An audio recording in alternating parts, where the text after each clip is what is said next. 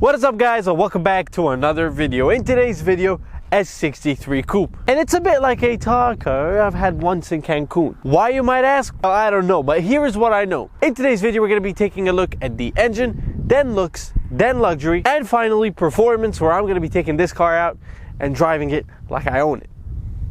But I don't. And as usual, we start things off with the engine. Now, this car comes with a 5.5 liter V8 biturbo engine that makes almost 580 horsepower and 664 foot-pound of torque. And all of that just for the car to do 0 to 60 in a disturbing 3.9 seconds. Of course, thanks for its 4,678 pound weight. And you know what they say, the greater the mass, the greater the force of attraction. It's not they, it's Newton, isn't it? Other than fat shaming the car, let's take a look at looks. It would only be natural to say this color looks really good. And yes, scientists have discovered color matters. White is boring and everyone has it, and Bob's your uncle. However, the front end is amazing. We all know that the front end makes the first impression, at least with cars. And the AMG GT style grille is him. As you can see, this bumper is nothing short of perfection.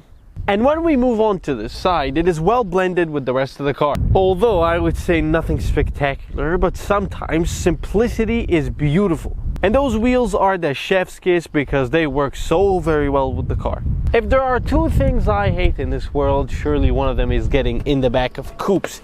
But the cool thing about this car is the seats move forward electronically, which is a rather nice thing. And I always also try to enter the car facing that way, which goes against the grain. Now obviously my build isn't what modeling agencies look for, but I do have a nice personality, but from the looks of it, it doesn't look like it's gonna help much. And I am going to drop the microphone.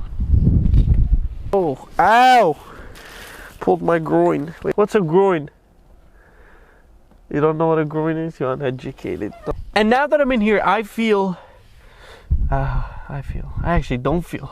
It started when I was 12. In other words, comfort is comforting. It is a very comfortable car. I'm not gonna lie. The back seats are very nice. Headroom is barely good. Legroom is also barely good. And this is better than most coupes. There's one thing that, and I want to say a cuss word, that pisses me off the back seats of this car, which is that lower or increase your videos, god damn it. Can't lower your window or increase it from back here. The only thing you can do back here is heat your seats. You can't even cool them, you can just heat them, which, whatever. Yes. Molto done. Moto. Coming around to second impression for some, but usually first for most, you nutty boy. Does it bite? No. But is it friendly? No.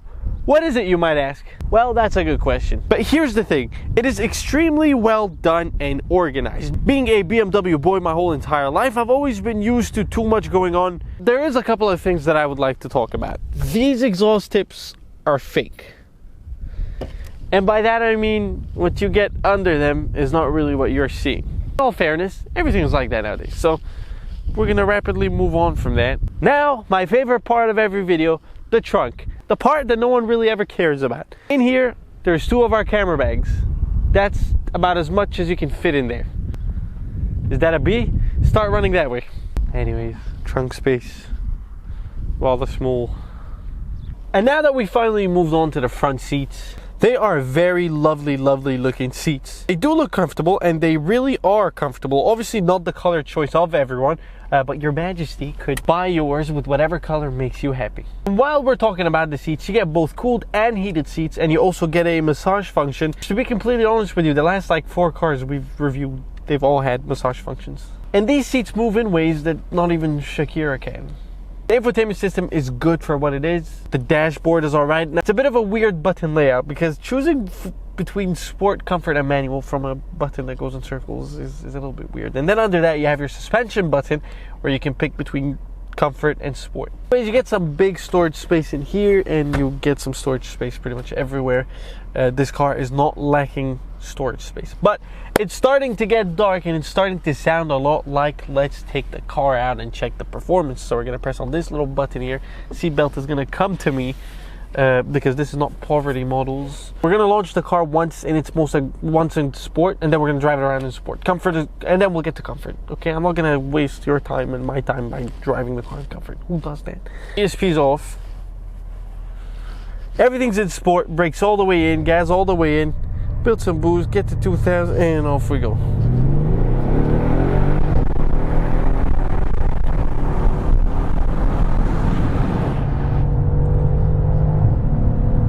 Now that was not a good launch. It's never a good launch, so we're gonna try again. Everything is the same, isn't the same thing it was in before.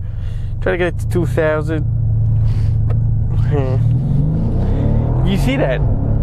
It launches and then it just kind of, you know, I feel like it kind of almost eases into the power, which is fun. It's fun. I mean, to be honest with you, I've spent all day yesterday with this car, and I had a lot of fun. As Jeremy Clarkson once said, German cars are tall of engineering, but short of passion. But this car is good, as he says. This car is good. I mean, it goes very quick, and it's very comfortable. It's not an aggressive fast. It is a quick fast. And I believe that quick fast is a lot more dangerous than aggressive fast, because aggressive fast, you step on it, you feel a push, you feel yourself getting thrown around, and then you feel like you should start slowing down. While in quick fast, you don't feel a thing. I feel like I'm doing 40 while I'm actually doing 80, which could be dangerous in the hands of an idiot. But the handling, I mean, we are stuck to the ground, which is incredible. Yes, unbelievable. And yes, it is a heavy car, so in theory it shouldn't be quick. It shouldn't be something that anybody desires, because we've seen the recipe of big engine and heavyweight car, and as we've also seen, it has failed many times.